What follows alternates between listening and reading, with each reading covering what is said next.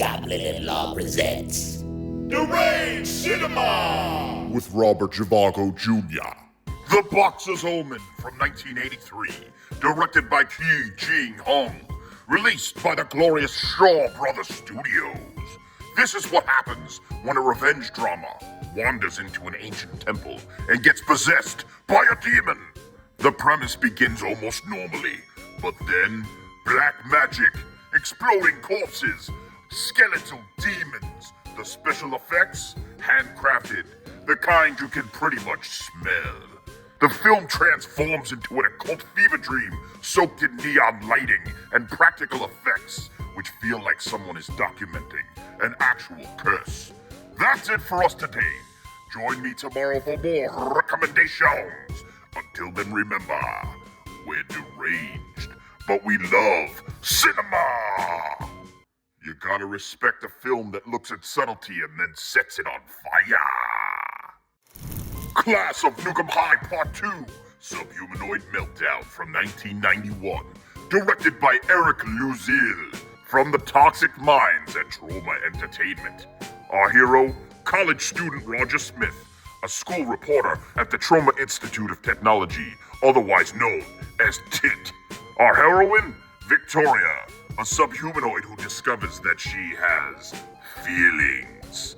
Love blossoms between them. Then the movie builds towards its true destiny. A giant radioactive kaiju squirrel rampaging through Tromaville like Godzilla on acid.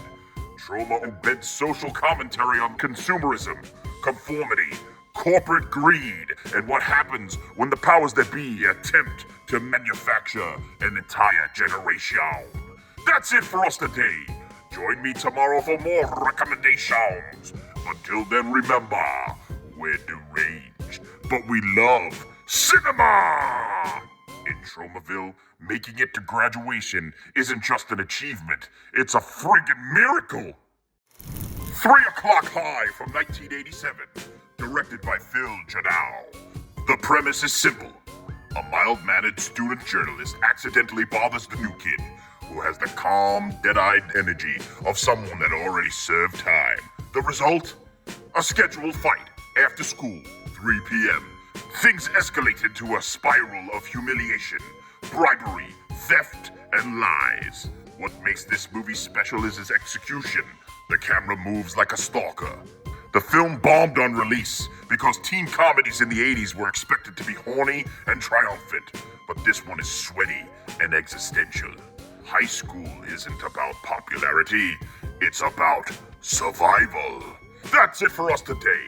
Join me tomorrow when we have some more recommendations. Until then, remember, we're deranged, but we love cinema! Sometimes the longest day of your life ends at 3 p.m. Truth or Dare, A Critical Madness from 1986, written by Tim Ritter, who was only 17 when the script sold. Our protagonist is a businessman, a husband. When he walks in on his wife and his best friend having an affair, well, cue the psychological implosion. Mike finds himself in and out of the Sunnyvale Mental Institution. He descends into hallucinations, self-harm, and terrible acts of violence. Elijah Wood, Frodo himself, has cited this as one of his favorite films. This is a raw, regional, earnest slasher created by someone barely old enough to vote. That's it for us today. Join me tomorrow for more recommendations. Until then, remember, we're deranged, but we love cinema! Sometimes childhood games can turn into lifelong wounds. Baby's Day Out from 1994, directed by Patrick Reed Johnson, written by John Hughes. Yep, that John Hughes. Baby Bink gets kidnapped by 3 bumbling criminals who are posing as photographers. They demand ransom while the baby demands adventure. And so begins a citywide odyssey through construction sites, guerrilla enclosures, skyscrapers. Critics were not gentle, but here's the thing.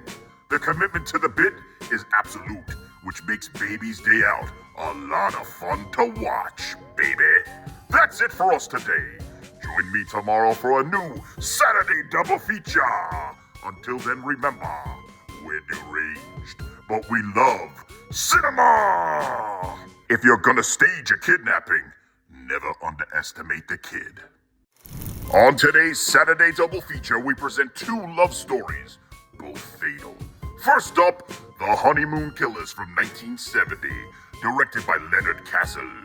Based on the real-life Lonely Hearts murders from the 1940s, two damaged souls meet through a personal ad and discover shared hobbies: romance, fraud, and murder.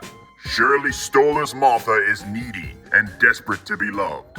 Tony LoBianco's Raymond is insane and a charlatan. Oof, Madone, love hurts. Then, fast forward to 1987 for Psychos in Love, directed by Gorman Bechard. Joe and Kate meet, flirt, and bond over two shared passions: sex and murdering people who annoy them. While The Honeymoon Killers sees love as corrosive obsession, Psychos in Love treats it like a compatibility quiz. Do you also enjoy homicide? Great! Let's register at Bed, Bath, Butchery, and beyond. That's it for us today. Join me tomorrow for a brand new Sunday soft pitch. Until then, remember, we're deranged, but we love cinema! Is it better to have loved and lost, or to have love that requires a shovel? On today's Sunday soft pitch, I present Gremlins World War II, which is available exclusively at Yuki and John's Patreon buffet. Join me tomorrow for a new week of recommendations.